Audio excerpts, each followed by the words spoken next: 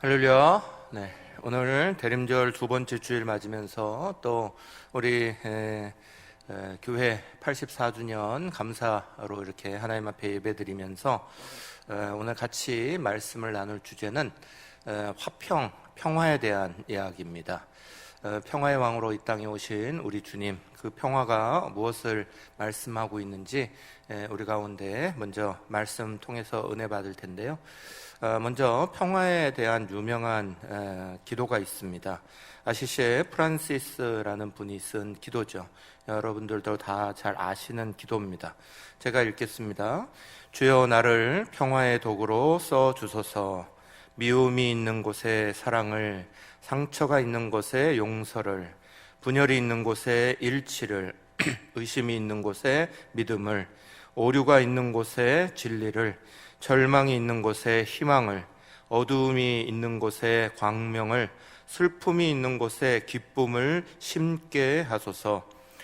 위로받기보다는 위로하고, 이해받기보다는 이해하며, 사랑받기보다는 사랑하게 하여 주소서. 우리는 줌으로써 받고 용서함으로써 용서받으며 죽음으로써 영생을 얻기 때문입니다. 아멘. 아시시의 프란시스라는 성자가 쓴 유명한 기도입니다.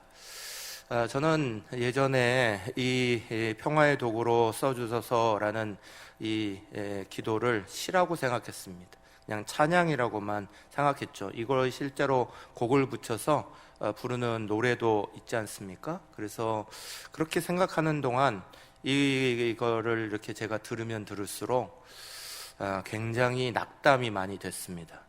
너무 완벽한 시 같은 거예요. 저는 이 근처도 못 갈 것 같고, 특히 목회자로서 제 모습을 돌아보니 이런 평화를, 이런 것을 내가 어떻게 할 수 있어 라는 생각이 참 많이 들었습니다. 그런데 어느 날인가부터 이것이 그냥 시가 아니라 기도구나 하는 것을 다시 깨달아 알게 됐습니다. 시라는 건 시인의 경험, 또 시인의 생각, 또 시인의 그 자리가 이렇게 가득 녹아있는 것이라고 말할 수 있다면, 기도라는 것은 우리가 정말 무엇을 바르게 해야 기도해야 될 것인가, 무엇을 구해야 될 것인가, 하나님이 원하시는 기도가 무엇인가, 어떤 것인가, 이것을 말하는 거겠죠. 이 프란시스의 기도는 자기 자신도 이렇게 그렇게 하겠습니다 하는 기도이지만, 이 기도를 읽는 우리 모두도 바른 기도, 이것을 구하고 하나님 앞에 이렇게 복음의 삶을 살아가라고 우리를 인도하는 그런 것이구나 하는 것으로 많은 위로와 힘을 얻었던 적이 있습니다. 오늘 우리는 화평에 대한 말씀을 대림절 두 번째 주일로 말씀을 좀 나눌 겁니다. 예수께서 우리 가운데 화평의 복음을 선언하셨습니다. 그 화평의 복음을 우리가 이렇게 할 때에 이것이 과연 우리가 할 수 있는 것인가 라고 생각이 들기도 합니다. 그런데 주님은 우리에게 성령 하나님을 보내셔서 그 길로 바르게 걸어갈 수 있도록 인도하시는 줄 먼저 믿으시기를 간절히 바라고요. 그러면서 오늘 말씀을 같이 대하면서 은혜 받겠습니다. 에베소서 2장 12, 13절은 먼저 이렇게 선포합니다. 그때에 너희는 그리스도 밖에 있었고 이스라엘 나라 밖에 사람이라, 약속의 언약들에 대하여는 외인이요 세상에서 소망이 없고 하나님도 없는 자이더니, 이제는 전에 멀리 있던 너희가 그리스도 예수 안에서 그리스도의 피로 가까워졌느니라. 아멘. 오늘 이 말씀은 우리 가운데 성탄절을 기다리면서 우리 자신들을 잘 돌아보게 하시는 말씀이에요. 세상에 많은 사람들은 성탄절을 기다리면서 즐거운 시간, 노는 시간, 연휴 이런 거 생각하시겠죠. 그래서 성탄절 때가 되면 수많은 사람들이 술 먹으러 다니기 바쁘고, 성탄절 때가 되면 놀러 다니기 바쁘고, 또 연휴라고 어디 마지막까지 이렇게, 우리나라는 이게 성탄절 연휴라는 긴 시간이 없으니까 다른 월차까지 막 끄집어내서 연말 연휴까지 멀리 나가서 해외여행도 다니고 이런 시간으로 씁니다. 해외에서는 뭐 더더욱이나 뭐 미국에서는 요즘에 이 성탄절을 크리스마스라고 부르지도 않아요. 크리스마스가 아니라 그냥 헐리데이예요. 그냥 연휴예요, 연휴. 그래서 그냥 그 연휴 기간 동안, 긴 기간 동안 뭐 밖으로 놀러 다니기 바쁘고 뭐 이런 기간으로 그냥 쓰기 바쁘죠. 세상의 사람들이 성탄절을 그렇게 다 생각한다 할지라도 그리스도인들에게는 성탄절이 전혀 다른 의미입니다. 우리에게 있어서 성탄을 기다리는 이 대림절 기간 동안 우리는 과연 어떠한 것을 기다리는가? 성탄 동안에 성탄을 기다리면서 우리는 예수님이 이 땅에 왜 오셨는가? 그것을 우리는 다시 한번 분명하게 생각하셔야 되죠. 예수님이 이 땅에 왜 오셨습니까? 그건 말 하나 마나 우리의 죄 때문에 오신 거예요. 예수께서 이 땅에 우리의 죄 문제 해결하려고 오신 줄 믿으시기를 간절히 바랍니다. 그것이 성탄에 예수님이 오신 가장 중요한 이유예요. 죄 문제 해결하시는 것. 그 죄가 뭐예요? 죄라는 거 신학적으로 한마디 딱 말하면 불순종입니다. 순종하지 않았다는 거예요. 순종하지 않았다는 게 뭐에 대한 것이죠? 하나님이 우리를 창조하신 목적과 하나님의 뜻에 대하여서 순종하지 않았다는 거예요. 그래서 그 순종하지 않았던 불순종의 결과, 죄의 결과가 뭐예요? 하나님과의 단절이었습니다. 하나님과 우리는 끊어져 버리는 삶을 살아갈 수밖에 없게 된 거, 이게 죄의 결과예요. 성경은 불순종, 하나님 앞에 순종하지 않았다는 것, 그리고 그것으로 말미암아 우리가 하나님과 단절됐다는 것이 죄라는 것임을 분명하게 이야기합니다. 그리고 그것으로 말미암아 사람들이 얻게 된 결과는 하나님이 없는 삶을 살아가게 된 거예요. 하나님이 우리의 보호자시고 하나님이 우리의 아버지셨는데 그 하나님 아버지를 잃어버린, 그냥 세상 가운데 혼자 있게 되어버린 모습이 되어버린 거야. 이제는 우리가 천국에서 주님 만나기 전까지 영적으로 또 믿음으로 우리가 예수를 영접하고 나서 하나님과 이렇게 교제하기 전에 우리는 하나님을 만날 수도 없고 목소리를 들을 수도 없고 하나님에 대해서 알 수가 없는 것, 그게 단절된 상태잖아요. 이 단절된 상태가 온 가장 중요한 건 바로 죄의 결과예요. 불순종의 결과예요. 하나님의 뜻, 하나님의 목적하고 상관없이 우리가 그것을 순종하지 않았다는 거예요. 그래서 하나님 없는 삶을 사는 사람들이 됐습니다. 그랬더니 사람들이 보호자가 떠나고 나서 어떻게 했을까요? 스스로를 보호하려고 하기 위하여서 사람들은 그 이후부터 계속 담을 만들기 시작합니다. 자기를 둘러싸서 자기를 보호할 수 있는 보호의 울타리를 스스로 만들기 시작합니다. 이게 하나님 없는 삶의 전형적인 모습이에요. 그 보호의 울타리라고 만드는 것들이 무엇입니까? 요즘 세상 같으면 돈이죠. 돈이 많으면 내가 스스로 보호가 된다 생각합니다. 돈을 가지고 다른 사람 앞에 떵떵거리고 쓰는 이상은 내가 돈이 나를 보호해 줄 거라고 착각 속에 살아갑니다. 돈이 정말 우리를 보호해 주나요? 사람들의 이 담은 또 다른 모습으로 나타납니다. 가장 많은 모습 중에 하나가 기득권입니다. 어느 지역이든지 어느 곳이든지 내가 그곳에서 오래 살았고 내 주변에 나를 아는 많은 친척들과 많은 사람들이 있고 그곳에서 자라서 이렇게 되어서 내 목소리야, 내 말 한마디면 어느 정도 말이 들어지고 통하고 이것이 나를 보호해 줄 거라고 생각합니다. 기득권이죠. 그 기득권이 나를 안전하게 해줄 거라고 생각하고, 그래서 사람들은 기득권이라는 걸 절대로 놓지 않습니다. 그 안에서 보호되고 있다고 생각하니까. 그런데 사랑하는 여러분, 그것이 과연 우리를 정말 보호하는 보호의 울타리가 되는 건가요? 성경은 우리 가운데 이런 모든 것들이 하나님 없는 삶이라고 가르치시는 거예요. 하나님이 없기에 사람들은 이런 것들로 자꾸 채워나가려고 그럽니다. 이것들이 채워지면 내가 안전하다라고 생각하는 거예요.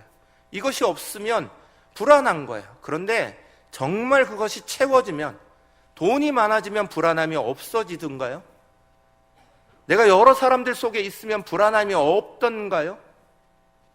절대 그렇지 않습니다.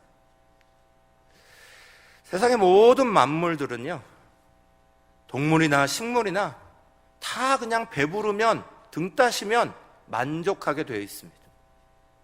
그런데 사람은 배부르고 등 따셔도 절대로 만족하지 않습니다.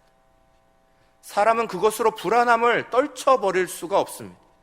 왜냐하면 하나님이 사람을 지으실 때 모든 동식물과 다르게 지으셨으니까요. 동식물을 지으실 땐 그냥 그 생명으로만 지으셨지만 하나님이 사람을 지으실 땐 하나님의 형상대로 지으셨어요. 하나님의 영으로 지으셨어요. 그 하나님의 영이 만족함을 얻지 못하면, 그 하나님의 영이 우리 속에 하나님을 발견하지 못하면 사람들은 불안할 수밖에 없는 거예요. 그 불안함이 우리 속에 가득 있고요, 그 불안함을 해소하려고 사람들은 자꾸 물질적인 것으로 담을 쌓고 담을 쌓아갑니다. 그 담을 쌓은 결과가 거꾸로 자기를 더 외롭게 한다는 사실을 모릅니다. 돈 속에 갇혀서 외로워지고 있고요, 권력 속에 갇혀서 외로워지고 있고요, 명예 속에 갇혀서 외로워지고 있고요, 사람들 수많은 것 속에서 군중 속에 외로움을 겪고 있다는 사실을 잘 모릅니다. 사람들은 담을 쌓는 것 때문에 하나님과 외로움이 더 많아졌고, 인간과 인간 사이에서의 담으로 말미암아 분리됨이 더 많아진 거예요. 그것이 죄의 결과라고 성경은 가르쳐주고 있습니다. 죄의 결과는 우리를 다 분리시키는 담을 만들게 하는 거였어요. 불순종의 결과였어요. 하나님 없는 삶의 결과로 그런 모습이 나타나고 있는 거예요. 그런데 예수님이 바로 이 문제를 해결하기 위해 이 땅에 오신 거예요. 오늘 말씀처럼 그분이 우리에게 우리의 담을 무너뜨리신 분으로 찾아오신 거예요. 그 담을 쌓고 하나님 없는 삶을 그대로 살아가면 로마서 5장 12절 말씀과 같이 이렇게 말씀합니다. 그러므로 한 사람으로 말미암아 죄가 세상에 들어오고 죄로 말미암아 사망이 들어왔나니 이와 같이 모든 사람이 죄를 지었으므로 사망이 모든 사람에게 이르렀느니라. 아멘. 로마서 3장 23절도 또 분명하게 말합니다. 모든 사람이 죄를 범하였으며 하나님의 영광에 이르지 못하더니. 아멘. 하나님 없는 삶을 살아가고 있다라고 우리 가운데 분명히 얘기합니다. 죄를 가지고 있는 이상, 하나님 앞에 불순종하는 삶을 살아가고 있는 이상 우리는 분명히 하나님 없는 담을 쌓는 삶, 혼자 외로워지는 삶을 살아갈 수밖에 없는 겁니다. 그런데 그 담을 헐면서 하나님과 우리의 화평의 자리를 열어주시고 사람과 사람의 그 사이에 모든 막힌 것들을 무너뜨려 주신 분이 누구십니까? 그분이 성탄절에 오신 예수님이에요. 그래서 13절은 분명히 말씀하시기를 이제는 전에 멀리 있던 너희가 그리스도 예수 안에서 그리스도의 피로 가까워졌느니라 선포하고 계신 거예요. 사랑하는 여러분, 예수님이 이 성탄절에 우리에게 오신 가장 중요한 목적을 잊어버리시면 안 됩니다. 성탄절을 기다리는 우리는 다시 한번 회복하고 다시 한번 찾아야 되는 게 있는 거예요. 바로 죄의 문제, 하나님과 불순종했던 우리의 모습, 하나님 없는 것과 같이 살았던 우리의 모습에서 완전히 변화시키셔서 하나님 있는 삶으로 바꾸신 하나님의 예수 그리스도의 놀라운 보혈의 은혜, 그 보혈의 피가 지금 12절 13절 말씀 통해서 우리를 복음으로 초청하고 계시는 거예요. 초청장이에요. 그 초청장 받으시는 사랑하는 모든 성도들은 그 말씀 안에서 다시 회복하고 힘을 얻으시기를 간절히 축복합니다. 그러면서 그 복음이 뭐냐? 14절부터 17절이 분명하게 우리 가운데 말씀하시는 거예요. 제가 읽겠습니다. 그는 우리의 화평이신지라 둘로 하나를 만드사 원수된 것 곧 중간에 막힌 담을 자기 육체로 허시고 법점으로 된 계명의 율법을 폐하셨으니 이는 이 둘로 자기 안에서 한 세 사람을 지어 화평하게 하시고 또 십자가로 이 둘을 한 몸으로 하나님과 화목하게 하려 하심이라. 원수된 것을 십자가로 소멸하시고 또 오셔서 먼 데 있는 너희에게 평안을 전하시고 가까운 데 있는 자들에게 평안을 전하셨으니 아멘. 사랑하는 여러분, 사람이 살아가는 삶의 가장 중요한 목표는 행복입니다. 사람은 행복하기 위해 살아가는 겁니다.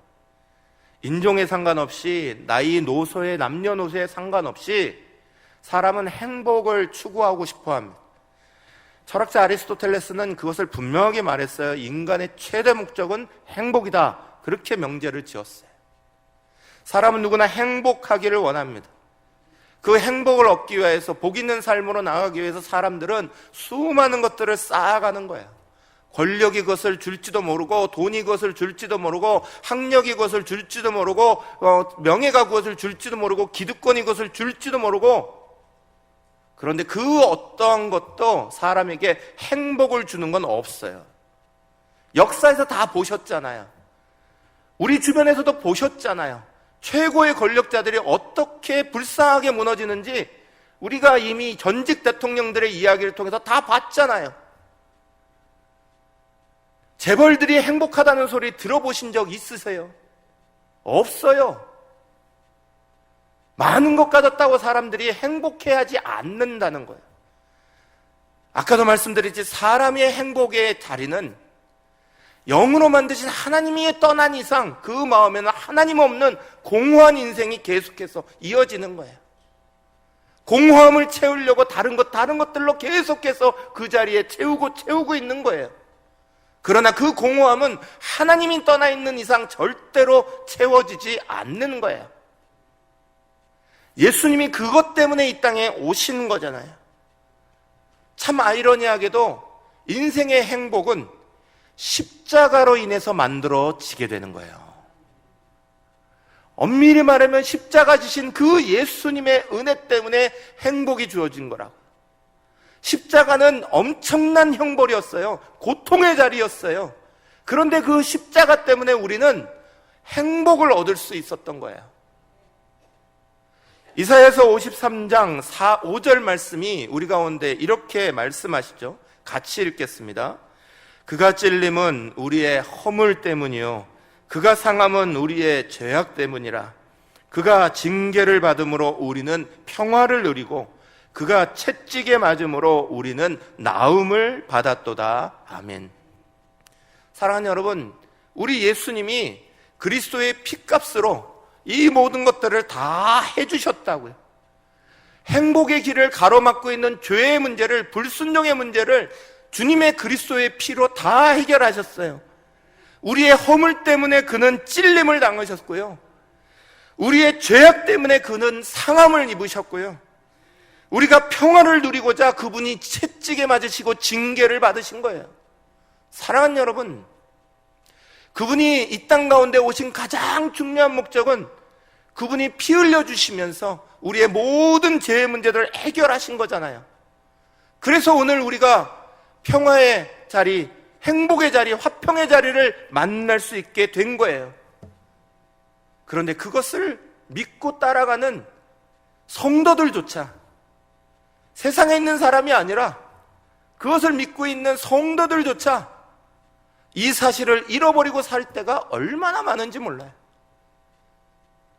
하나님이 있는 삶을 살아가도록 만들어주셨는데, 하나님이 함께 하셔서 우리 가운데 말할 수 없는 행복감과 평안을 우리 가운데 주시도록 만들어주셨는데, 우리는 그리스도의 피를 아직도 의심하고요, 자기의 삶으로 끌어들이지 않아서 여전히 하나님 없는 것처럼 불안하고 염려하고 걱정하는 삶을 많은 그리스도인들도 똑같이 살아가고 있어요.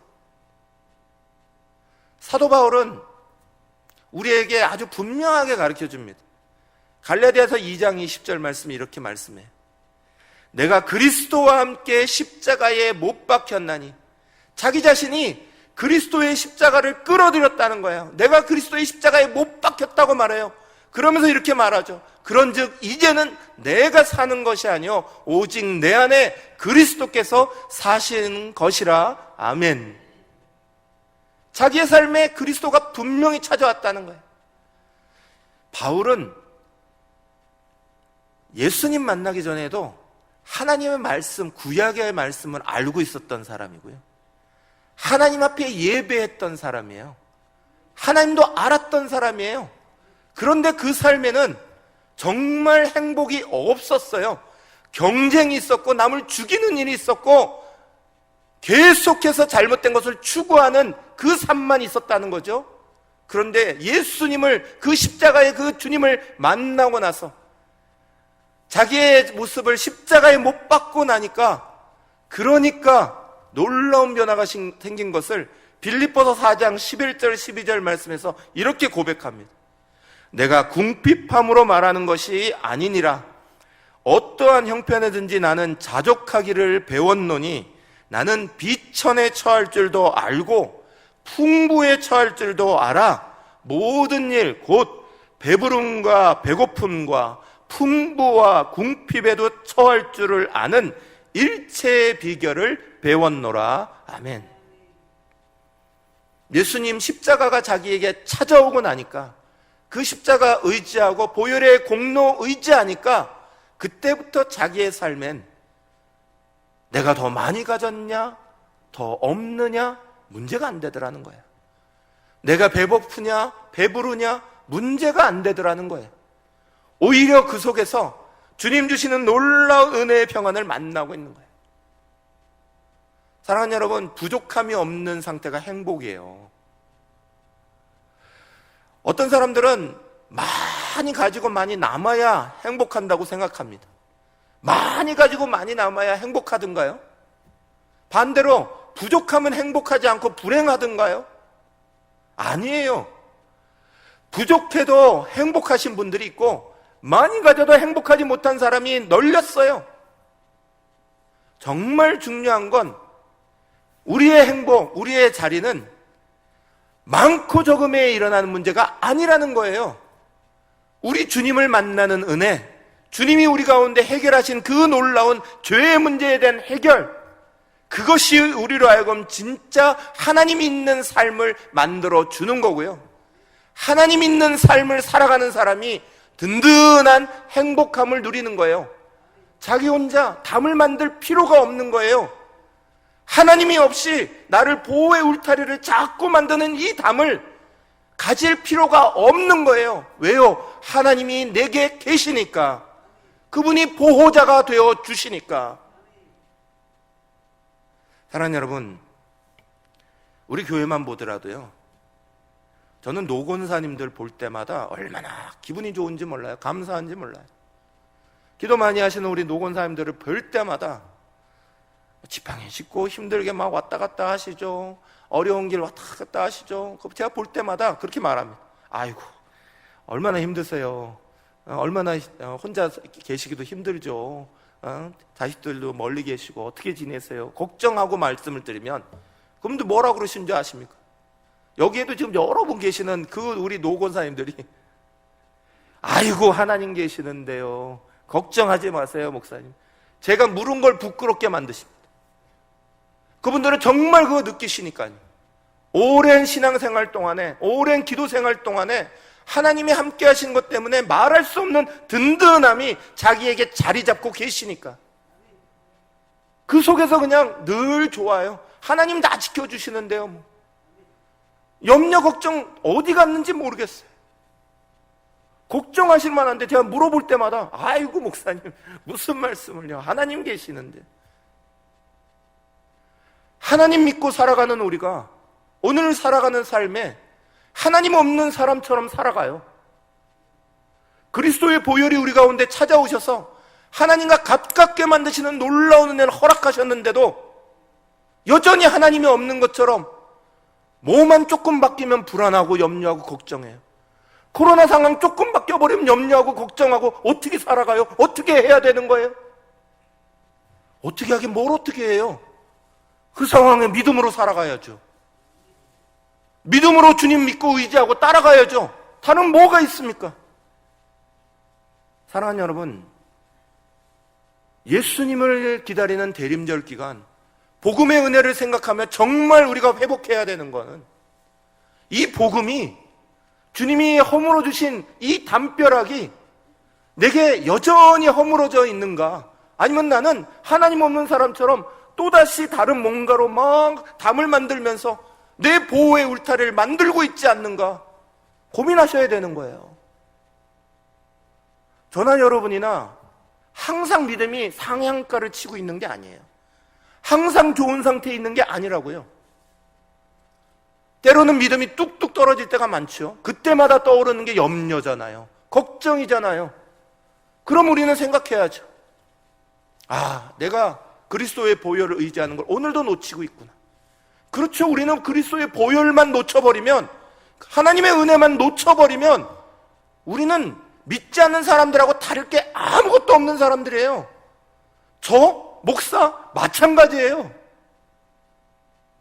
오늘도 우리의 믿음이 약해지고 연약해지면 우리를 위해서 오신 예수님 붙잡아야죠. 세상의 다른 것들로 더 많은 것들을 가지려고 애쓰고 애쓰는 것이요, 애쓸 자리가 아니라 주님의 은혜가 정말 내 속에 살아있는가를 점검해야죠. 예수님이 그것 때문에 오셨는데, 예수님이 오늘 내게 그것 때문에 내 죄를 사해 주셨고 행해 주셨는데, 사랑하는 여러분, 그걸 왜 예수님이 우리에게 하게 하셨을까요? 왜 믿는 우리에게 먼저 그것들을 하게 하셨을까요? 그것 통하여서요, 우리만 복음 속에 살아라? 아니에요. 유대인들이 잘못한 게 그거였잖아요. 유대인들은 수천 년 동안 하나님 앞에 부름받고 믿음 안에서 살아간다고 말했어요. 그러나 그들은 철저하게 벽을 쳐놨어요. 하나님이 허물어뜨리신 벽을 그들은 스스로 쳤어요. 어떤 벽이요? 나만 구원받는다는 거예요. 복음은 우리 거라는 거예요. 다른 사람은 근처도 오면 안 돼, 그거였어요. 하나님은 우리 하나님이시지 이방인들의 하나님 아니야, 그렇게만 말했잖아요.